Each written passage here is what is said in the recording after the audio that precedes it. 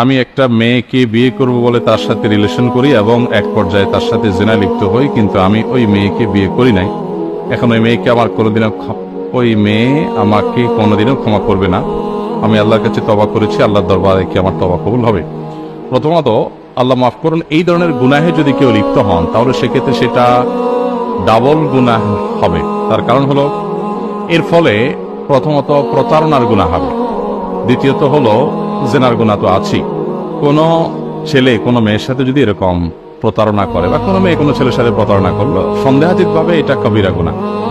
কিন্তু এটা হয়ে গেছে, একসময় হয়ে গেছে, এখন আর সেখানে ব্যাগ যাওয়া সম্ভব না। হয়তো সে মেয়েরও বিয়ে হয়ে গেছে, আপনি অন্য কোথাও বিয়ে করেছেন, তাহলে এখন আপনি কি করবেন? এখন আপনি আল্লাহ তাআলার কাছে তওবায়ে নাসুহা করবেন এবং আপনি আপনার কর্মকাণ্ডের জন্য আল্লাহর কাছে অনুতপ্ত হয়ে মৃত্যু পর্যন্ত চোখের পানি ফেলে দোয়া করতে থাকবেন, আল্লাহ যেন মাফ করেন।